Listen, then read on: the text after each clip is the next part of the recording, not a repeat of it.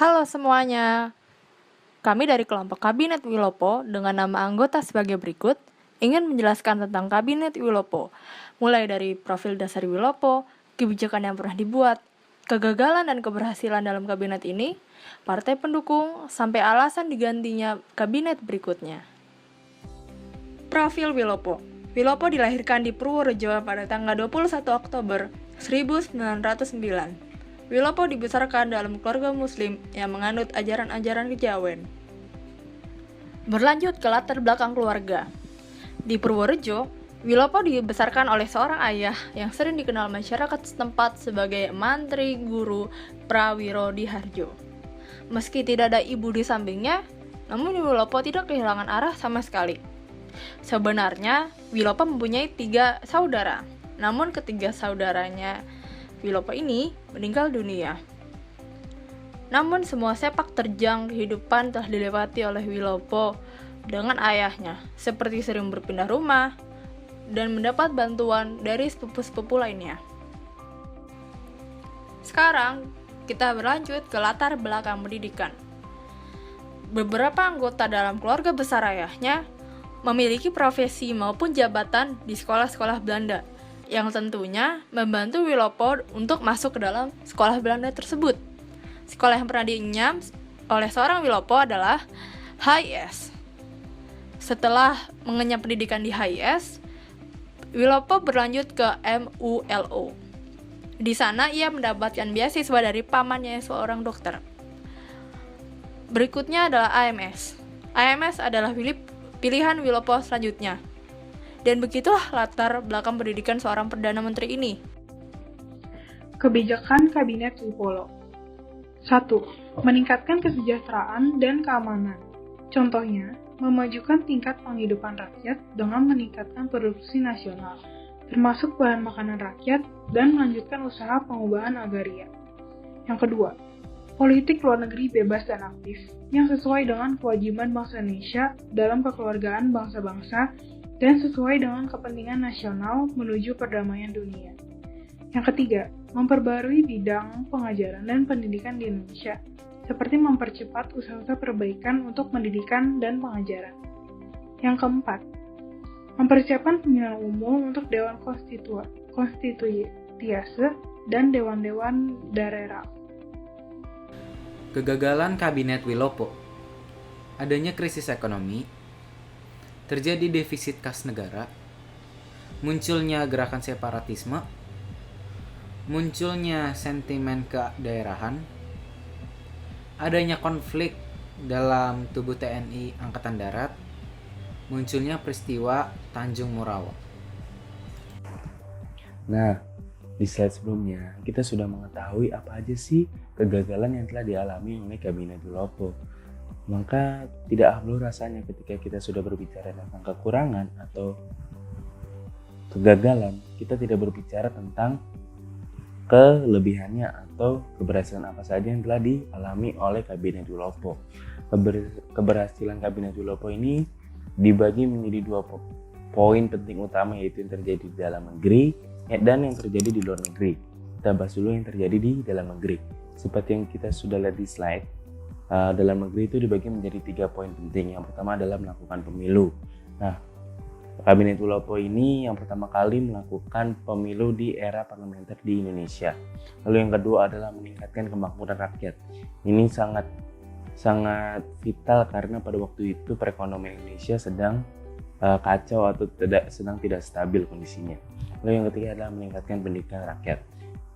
Pendidikan ini sangat diperlukan untuk mendidik pola pikir dari rakyat Indonesia agar tidak terpengaruh oleh efek negatif yang ditawarkan Belanda kepada negara kita. Lalu yang di luar negerinya itu dibagi menjadi 2. Yang pertama adalah ingin menyelesaikan masalah antara Indonesia dengan Belanda. Seperti yang kita ketahui bersama, pada saat Indonesia menandatangani yaitu perjanjian KMB antara Indonesia dan Belanda, pihak Indonesia itu sangat dirugikan. Kenapa sih? Karena kita tahu bangsa Indonesia itu dijajah oleh Belanda sangat lamanya.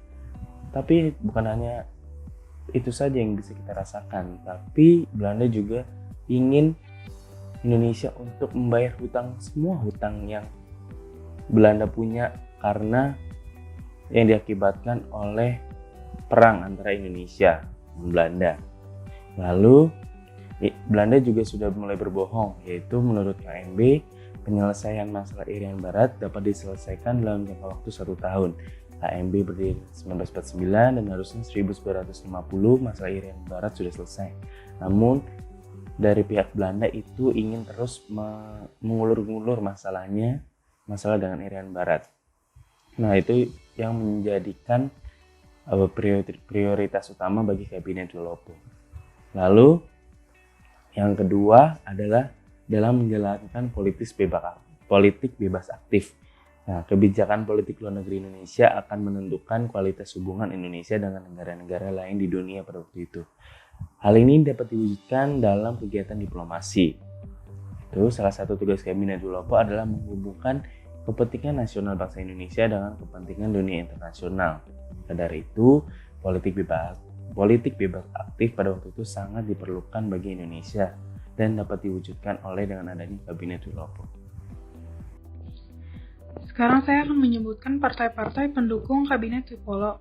Ada 9, yaitu yang pertama Partai Nasional Indonesia, Partai Masyumi, Majelis Syuro Muslim Indonesia, Partai Sosialis Indonesia, Partai Syarikat Islam Indonesia, Partai Katolik Republik Indonesia, Partai Indonesia Raya, Partai Buruh, Partai Kristen Indonesia, dan yang terakhir Partai Independen.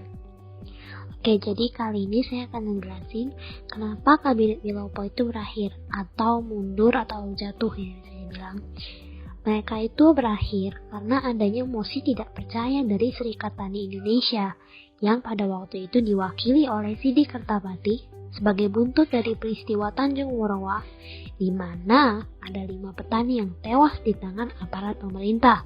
Nah, bagaimana ceritanya? Ini diawali dari program kerja yang diusung Kabinet Wilopo. Program kerja mereka sebenarnya sama, nggak berbeda dengan kabinet sebelumnya. Sayangnya, saat Kabinet Wilopo berkuasa, muncul berbagai gerakan separatisme yang kemudian mengganggu stabilitas pemerintahan. Pada akhirnya, kabinet ini pun berakhir karena parlemen bereaksi keras terhadap peristiwa di Tanjung Morawa, di Sumatera Selatan. Peristiwa di Tanjung Morawa ini terjadi karena pemerintah menyerahkan kembali tanah DVP atau Dewi Prantes Ferencing yang sudah lama ditinggalkan oleh pemiliknya, yang merupakan kebijakan dari kabinet sebelumnya. Penyerahan berlangsung pada masa Kabinet Wilopo, di mana polisi itu banyak dikerahkan untuk ngusirin petani-petani yang menggarap tanah DVP tanpa izin. Nah, pada peristiwa pengusiran inilah terjadi bentrok dan akhirnya 5 petani pun tewas menjadi korban. Parlemen dan juga Pers bereaksi keras pada peristiwa ini tentunya. Sebagai buntutnya, Sidi Kertapati yang merupakan anggota Serikat Tani Indonesia mengajukan mosi tidak percaya kepada yang dipimpin oleh Wilopo.